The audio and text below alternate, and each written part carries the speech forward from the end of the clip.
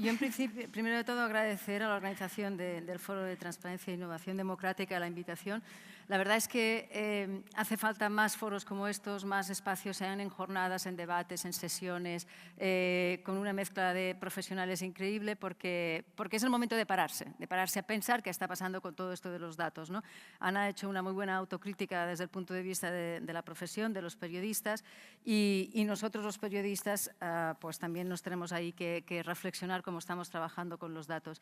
Yo os voy a enseñar 4 ejemplos, así rápido. Esto es Nació Digital, es un medio con más de 20 años de experiencia y, aunque es un medio generalista, tiene 18, 19 ediciones territoriales.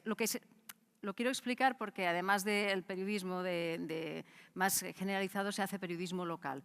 Y eso, a la hora de recoger datos, Ana ha tocado ahí el tema, ¿no? Cuando hablaba un poco de un entorno más pequeño que no es una gran ciudad, o pedir a un gobierno autonómico datos, sino cuando vas a lo local, al ayuntamiento, a pedirles datos, todavía los periodistas tienen más complejidad. Bien, 4 datos o 4 flashes de qué se puede hacer con datos, pues visualizaciones muy sencillas. Estas son del 2015. Al principio, cuando empiezas a trabajar con datos en un medio que nunca ha trabajado, nosotros empezamos hace 3 años, pues aprovechas las herramientas que tienes más accesibles y haces cosas muy sencillas como estas, pero que ayudan a que…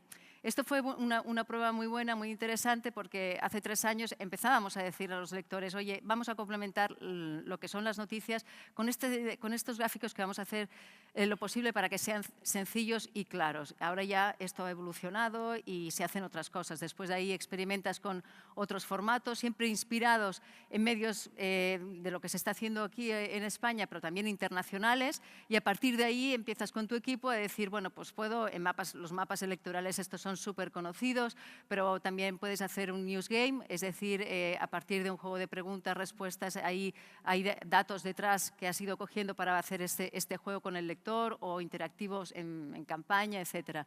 Son 3 ejemplos o 4 así diferentes.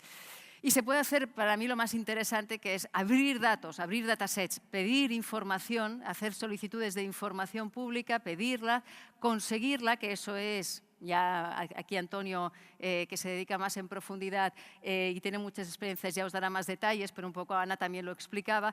Eso es lo más gratificante, pero es lo más pesado y lo más tedioso, porque cuando haces una solicitud de información ya tienes inconvenientes cuando haces la solicitud, porque el ID es diferente en este portal que en el otro. Bueno, luego voy a entrar ahí un poco con los retos, pero además, cuando lo consigues, la información la limpias, la verificas, es un trabajo tremendo, y finalmente dices, bueno, ahora ya que tengo todas estas miles de filas, lo único que puedo hacer es publicarlas. Creas una aplicación especial con un buscador para hacerlo fácil y dices, lo que no ha hecho el ayuntamiento lo voy a hacer yo, un medio, pero como el ayuntamiento no lo va a hacer, lo hago yo, ¿no?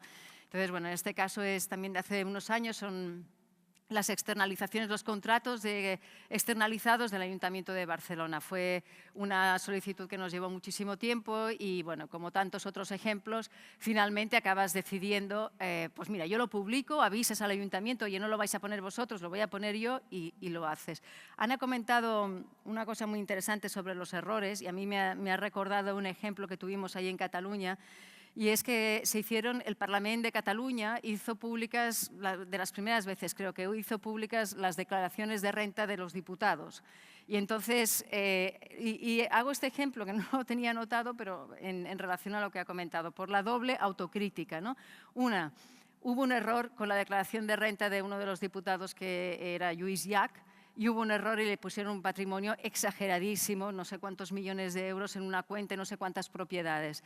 Y empezó a correr, ese fue el titular nuestro, o sea, de todos los medios de España. Yo creo que fue Lluís Llach, el cantante, diputado catalán, tiene todo este patrimonio. Claro, el hombre enseguida se dio cuenta y dijo por Twitter, ¿qué más quisiera yo?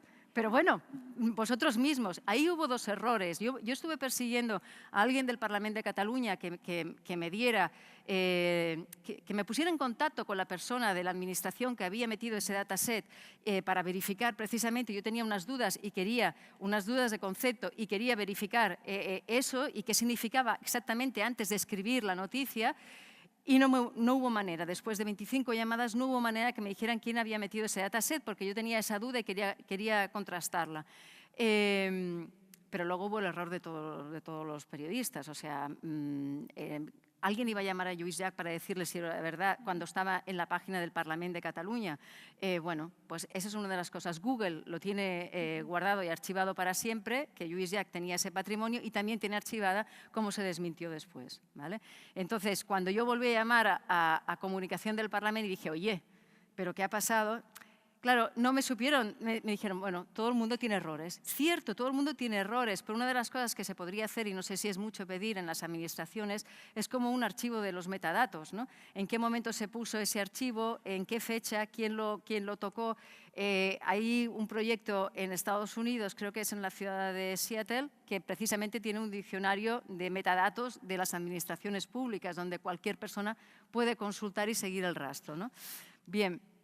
Bueno, y se puede hacer esto, ¿no? Pues una herramienta para visualizar datos. Esto fue un proyecto de Google que ganamos en el 2016 y el compromiso era durante todo el 2017 crear nuestra propia herramienta de visualización de datos para que los periodistas de Nació Digital pudieran trabajar con esa herramienta y visualizar datos. Y esto es exportable a otros medios, la consigna era que fuera código abierto, etcétera. No me voy a alargar, así que tiro. Pero hay retos, ¿no? Algunos los ha mencionado Ana. Yo he puesto, yo me estoy quedando ciega, no lo veo desde aquí. He puesto algunos de los retos aquí listados más que nada para provocar el debate, ¿no? También después que tengamos entre todos y si tenéis preguntas, porque creo que va a ser lo más enriquecedor, que hagáis preguntas sobre lo que hemos dicho. Pero la primera pregunta que me hago después de 4 o 5 años que estamos trabajando con datos abiertos, después de las leyes de transparencia y todo es, vale, todo el esfuerzo que están haciendo las administraciones, ¿realmente llega a la ciudadanía? El, digamos, colectivo de periodistas, somos algunos, muy pocos, pero dentro del periodismo algunos bastante frikis y perseguimos, vamos pasando obstáculos, ¿no? Como una barrera, ¡bum!, la saltamos, otra. Es igual, para pedir estos datos en la Comunidad de Madrid hace falta vale, me hago este identificador. Para pedirlos en Cataluña hace falta otro tipo de identificador. Me lo hago. En mi ayuntamiento de ciudad, otro tipo. Me lo hago y va saltando barreras. Esto es así. Pero claro, yo no sé si toda la ciudadanía o los profesionales se van a hartar antes de saltar obstáculos, ¿no? Eso lo dejo ahí.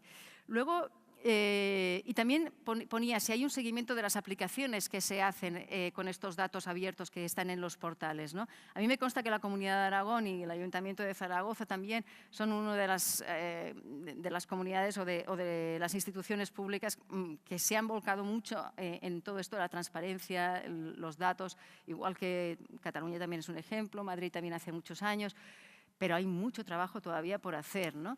Y yo me pregunto si se hace desde las instituciones un seguimiento de lo que se hace con los datos abiertos. Si alguien hace una aplicación de móvil con esos datos, se hace seguimiento. He visto me consta que sí, porque hay algunos ejemplos en los portales, pero bueno, es una autocrítica también para Cataluña y etcétera.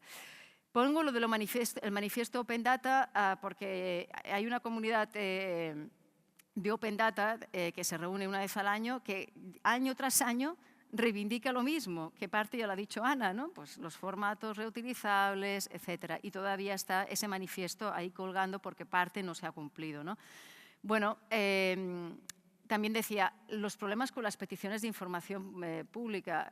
Ahora Antonio seguro que tiene algún ejemplo más, pero son grandes obstáculos. Tú pides y no sabes cuándo te va a llegar, ¿no? Ana también lo ha comentado, ¿no?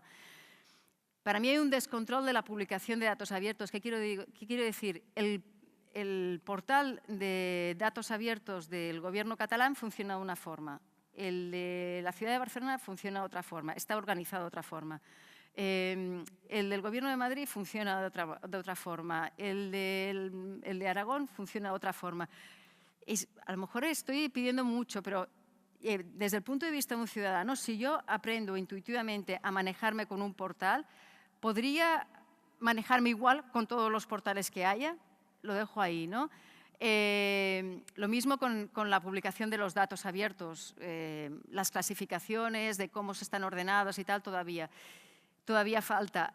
Falta para mí también conexión con los archivos, los que siempre se han dedicado a documentar, y hay mucha documentación en los archivos, ¿no? Hay proyectos que ya saldrán luego en el debate en que han conseguido antes la información acudiendo a un archivo municipal, un archivo local, que no del propio gobierno, del propio ayuntamiento de la ciudad, ¿no? Y hay muchas dudas desde el punto de vista de la publicación de los periodistas y de otra gente que trabaje con datos, dudas de la ciudadanía, de qué datos se pueden hacer la privacidad, qué datos se pueden hacer públicos y qué no, ¿no? Entiendo que todos aquellos que ya ponen en los portales de transparencia las instituciones ya están totalmente regulados, pero hay otros datos que se pueden conseguir desde web, desde archivos, etcétera, que estás vulnerando la privacidad. Y lo último, bueno, lo que decía de las clasificaciones y de la ordenación de los datos, para mí es una asignatura pendiente. La identificación que sea la misma para todos los portales de transparencia en las peticiones de información. Ya sabemos que la visualización perfecta no existe, pero sí que estaría bien que fuera ágil y práctica en los portales. Y que los datos públicos muchos datos públicos que obliga la ley de transparencia todavía no están. Sí, en los portales de Open Data, pero quizás no están en todas las instituciones públicas. Y estoy hablando de universidades, de escuelas, de hospitales, de tal, que hacen falta que cumplan también con la ley. Ponía esta imagen y con esto ya acabo. No sé si conocéis este proyecto DigiWist. Es un proyecto europeo, durante 4 años o más se han dedicado a recopilar información de más de 35 países, creo que está en el portal de transparencia del Gobierno de Aragón, y precisamente dado a la Comunidad de Aragón y la información que tienen sobre las externalizaciones es increíble, ¿no? Entonces, bueno, lo que está intentando este proyecto es ponerse en contacto con las instituciones públicas de todos los países en los que están en el proyecto, que es muchísimo, y unificar la manera de enseñar y de aportar todos los datos en colaboración con los ayuntamientos, los gobiernos de cada región, etcétera. Y lo dejo, no sé si me he pasado el tiempo, un poquito.